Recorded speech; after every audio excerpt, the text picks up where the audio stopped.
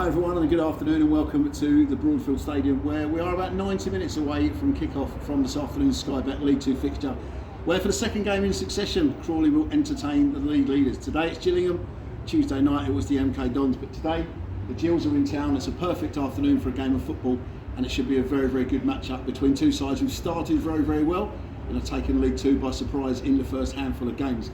Ben Manning joins me. Ben, thank you for coming along early today to join us. You saw Crawley for the first time this season on Tuesday evening in the victory over the MK Dons.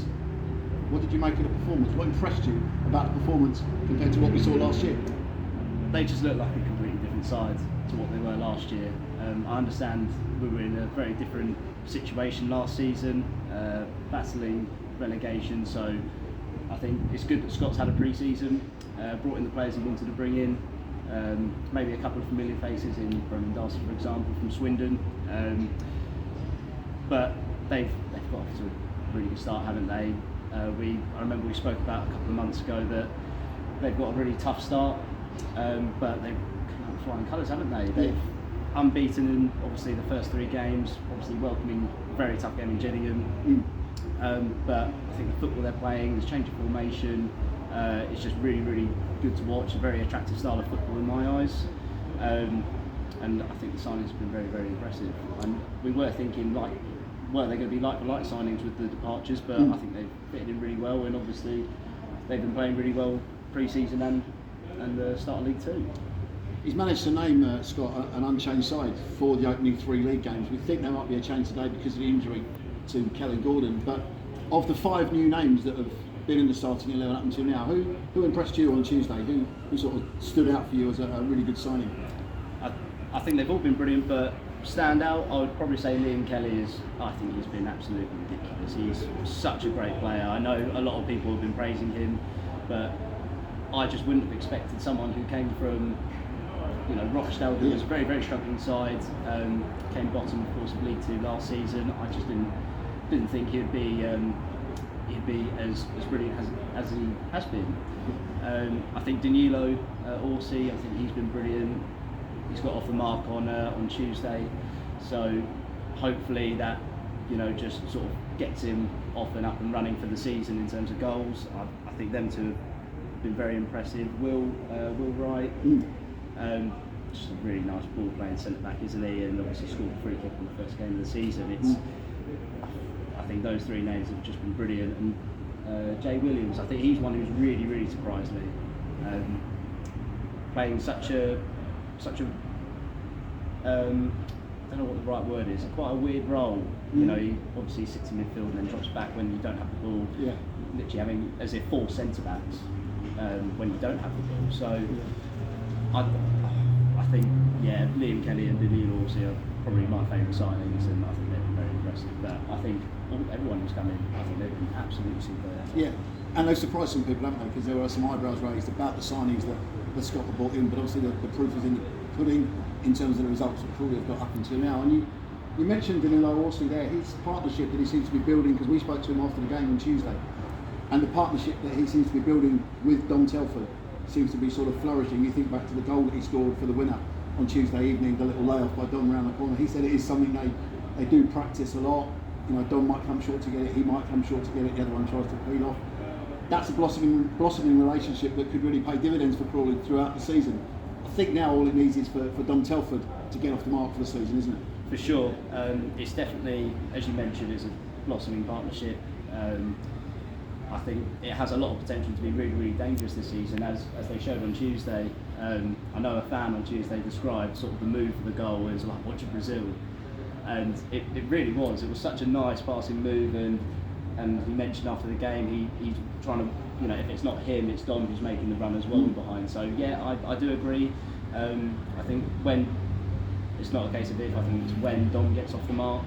I really do think that will be an absolute powerhouse of a striking partnership. And I mentioned earlier about the formation, having a 3-5-2 if you like.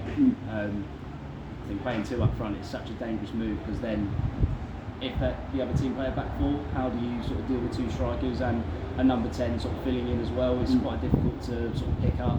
But yeah, I'm really excited to see what these two can do this season. touching on today's game then, which we already mentioned slightly, Gillingham, the visitors today, there's going to be some familiar names in their starting lineup and also on the bench. They've taken people by surprise with the way that they've started. They're yet to concede a goal, and they're 3 from 3. But if you look at their victories as well, they beat Stockport, playoff, semi-finalists, playoff finalists last year. Yeah. They've beaten Accrington Stanley, who dropped out of League One, like Crawley beat the MK Dons. They've not had an easy start, so I think both teams have surprised people. But I think today is possibly going to be a little bit of a contrast in styles for the way both teams are going to play. Yeah, for sure.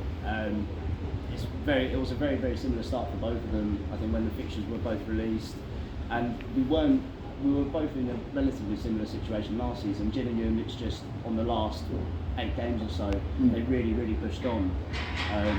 Whereas us, we didn't do as much. But obviously we still got the job done, so that doesn't matter too much. But yeah, looking at this season, it's definitely a contrast of styles.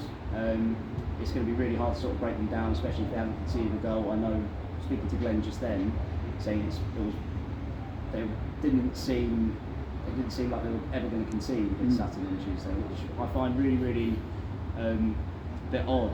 And likewise with Crawley, when I think just in general this season, they don't look too faulty at the back. They look really, really solid, just everywhere on the pitch. And likewise, by the sounds of it, Gillingham are as well. So it will be interesting to see how we cope. But I think we like possession. We've dominated possession in the last 3 games as well. As long as we can keep, play our game, I'm sure the rest will take care of itself. If Crawley get the 3 points today, and Barrow don't get the result in their game, by 5 o'clock tonight, Crawley could be top of League 2. Now everybody hoped for a better start this season than last season, and a better season overall. But I think it would have been beyond anybody's wildest expectations, wouldn't it? That at any stage of the season, Crawley would have topped the lot in terms of League 2. I could not picture myself saying Crawley being top of the league. No. Within probably the last couple of years for sure, I definitely wouldn't have been saying it. So the fact I'm saying it after the season Crawley have had, I think it's absolutely baffling, isn't it?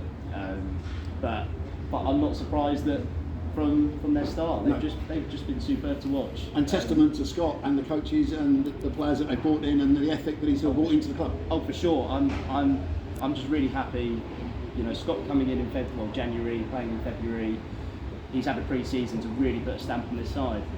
So I'm really happy he's got the opportunity to do that, and he has done. And so far it's paying off. So I really, really hope it continues this way. But yeah, of course, good luck to Scott and the team. They've been superb so far. So fingers crossed. Going to put your neck on the block now and ask you to give me a score prediction for today's game. Yeah. I have to do it on the radio and generally get it wrong. Yeah. So you can get it wrong now if you want to. I got Tuesday wrong quite badly. I pictured a 0-0. I think it'll be a real close affair. I think my head's probably saying a 1-1, maybe a 0-0. But that's where I'm at, because I think both sides will sort of cancel each other out. For sure. And it'll be a draw. Both sides will still be unbeaten, and I think at the moment, sort of an hour or so before kick-off, would take a draw. Yeah, of course. I think everyone's happy if it is a draw. Yeah, except Scott. Of course, he's got such a great winning mentality, though. And that's what he said on Tuesday. He was like, I want 9 points. Of course. So, I'll probably say, my heart's probably saying a 2-0 Crawley. I think they've just been superb, very dominant. I think we just need to make sure we're finishing chances and making the most of our dominant possession that we've been having. Fantastic. Thank you, Ben.